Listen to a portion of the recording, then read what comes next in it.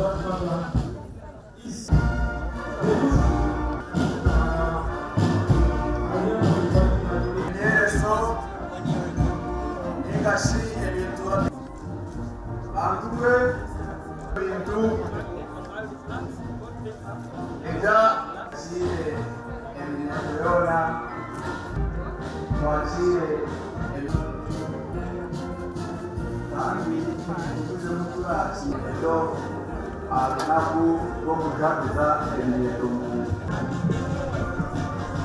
For information, our parade commander today is Superintendent of Police at Kwase Alex, and he happens to be a flight captain from the police air wing. The parade policy. The first thing for the youth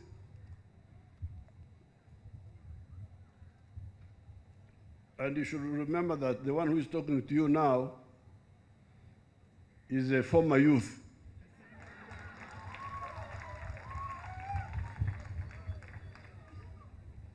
Therefore, when you spend time youth, I am a former youth. I know everything about youth.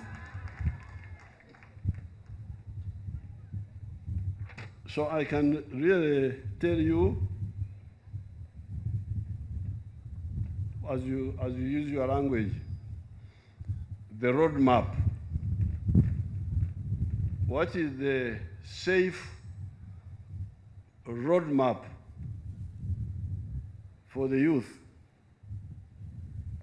Because I was here in 1960 in Mbara High School. I was a youth. This is 63 years ago, and I was watching what was happening. And I've been watching since that time, and also participating. The first thing you must ensure is discipline. Discipline for yourself, to protect your life from the dangers of youth. The first thing for you, especially people are not handling you as politicians, who should be handling you as parents. Because what I'm telling you is what I tell my grandchildren now, the ones who are with me in the house. That's what I tell them. First thing is discipline. You must reject the temptations of youth. Secondly, studies, concentrating on your studies, so that you get knowledge, but you also get qualifications. Now, thirdly, ideology.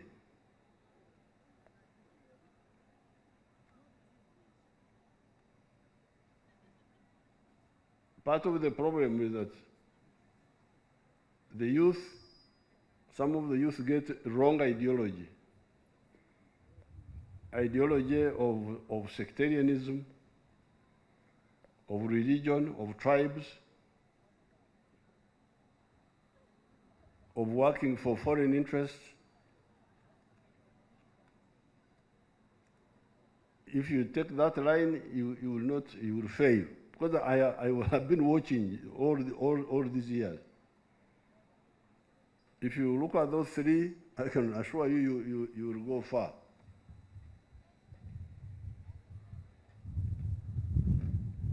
After that, you should ensure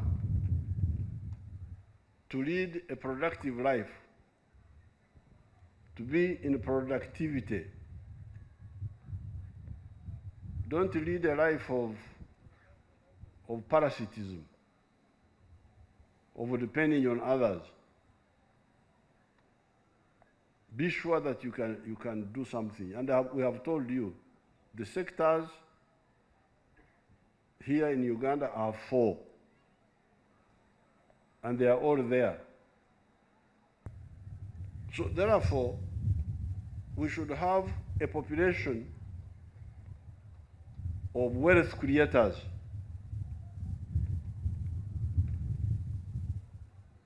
This is very crucial for you to understand, because you can have a population of leisure seekers. I heard about the loan scheme, what the youth leader was saying. The loan scheme, we support it, but the money was not renewed this time because of the problems we had, the temporary problems of Corona, the war in Ukraine, but that scheme would be replenished. But what we did, I think we said, no new ones, but the old ones must continue being supported. But it was a temporary measure. I was embarrassed to hear that somebody took away the 4 billion from the youth councils. It would be brought back. Some of these people are shameless. How do you find somebody with very little and then you take away the very little? It's not common sense. So finally, I thank the UN and the family of the UN for their support for some of our programs.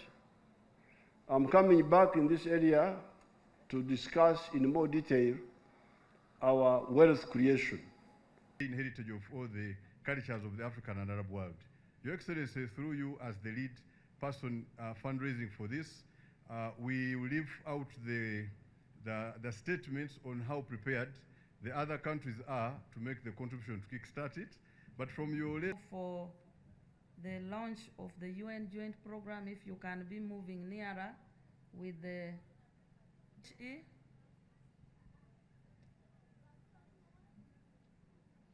please.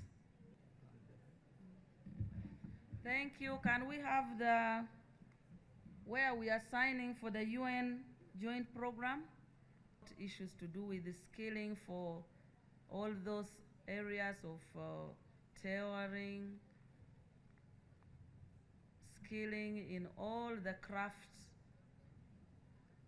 welding, for that intervention post-COVID-19.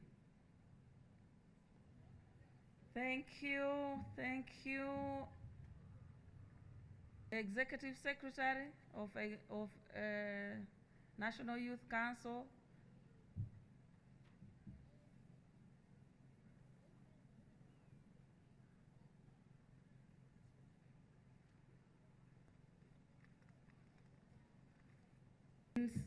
In this place, the shield, the back cloth, which they say in Ruchiga is called a kishato. I hope I have pronounced it well. The spear in African culture is to go and hunt. You can see. Are you seeing? Are you people seeing? Are you seeing? Youth, where are you?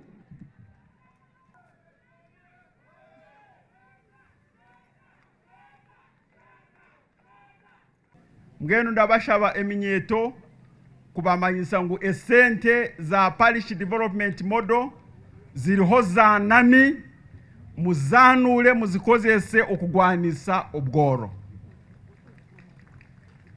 In the face of the blackmail of the neocolonial elements, it's important that we rise up to fight poverty and develop the money economy.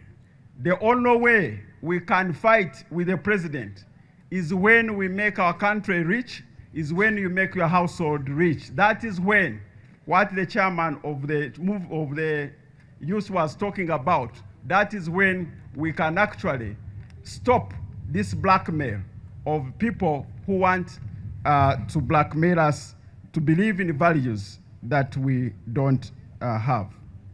Your Excellency, today's theme is celebrated around the theme of the impact of COVID-19 and how it has disrupted the livelihood and what we need to do to recover and build the resilience of the youth in at least ensuring that we bounce back to where we were.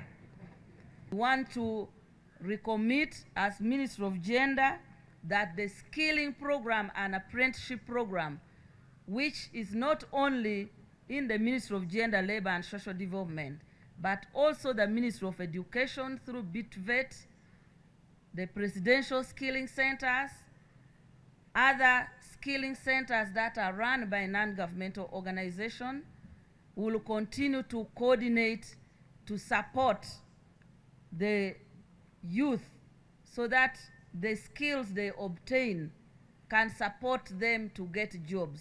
Your Excellency, one of the biggest problems we have is that majority of the youth who go through the formal education and graduate with the degrees in humanities find it difficult to get jobs. And so we are now looking at how to change the mindset of the young people, that on top of having a degree in State House, you were joking with them that degree in peace and security, in human resource, SWASA, and you are telling them that those ones you might not be able to help very much with jobs. But we are now encouraging youth that even if you have a degree, accept to have also skills, something that can support you in creating jobs, because the private sector is now the major driving employment sector.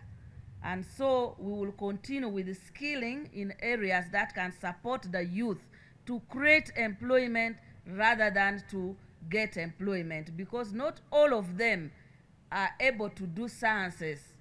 But if they get skills, for example, in tailoring, in carpentry, in all the rest of the other skills, that provides, because if you look at here, people are building, people would want bricks, blocks, people want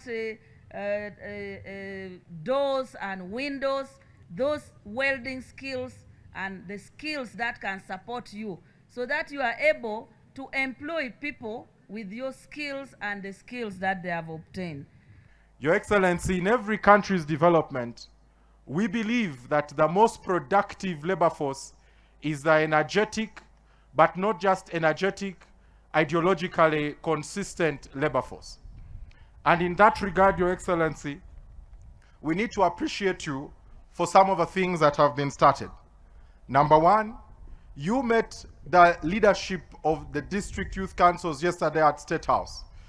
And I want to thank you for the historic meeting that has never happened of hosting all district youth chairpersons and imparting in them an ideological message. But Your Excellency, those are very few of what we need to impart into. There are two solutions. Number one, I suggest, Your Excellency, that you continue into a national program to meet youth leaders at regional level with the message that you gave us yesterday for the youth to appreciate their responsibility in wealth creation.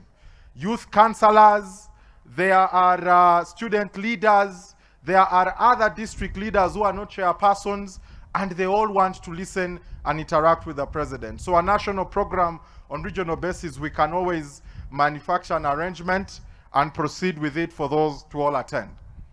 Your Excellency, the youth population also requires to always be a serving population patriotically. With the Multi-Party Youth Forum, we agreed that the idea of a national youth service scheme must not be abandoned. I thank you for the Chankwanzi retreats. We see so many of them, and now we see so many government agencies taking staff there. But that starts from the fact that the staff were never there. They have never gone through ideological nurturing and ideological training. We believe that for someone to get educated in our education system, they must also be educated in patriotic reasoning before they can join public service. And in line with that belief, we believe that it is important for us to have the National Youth Service Scheme as a prerequisite to public service. People that enter public office to serve Ugandans should have been trained in patriotic discipline and ideology. Sometimes the army that guides the training at Chankwanzi does a very good job in instilling in the memory of these young people what it means to serve your country, and that should not be a preserve of people that are already in service. It should be a nurturing ground for anyone who should be recruited in public service. In his message for International Youth Day, the UN Secretary General Mr. Antonio Guterres notes that across all of today's challenges, young people are calling for bold and accelerated action, standing in solidarity with the most vulnerable and designing solutions to ensure social, economic, and climate justice and peace and prosperity for all. He goes on to say that this year's global theme, Green Skills for Youth Towards a Sustainable World, reminds us of the importance of ensuring young people gain and apply skills in the burgeoning green economy. From innovative sustainable technologies and renewable energy to revolutions in transportation systems and industrial activity, young people must be equipped with skills and knowledge to shape a cleaner, greener, more climate resilient future. Humanity depends on the boundless energy, ideas, and contributions of youth everywhere.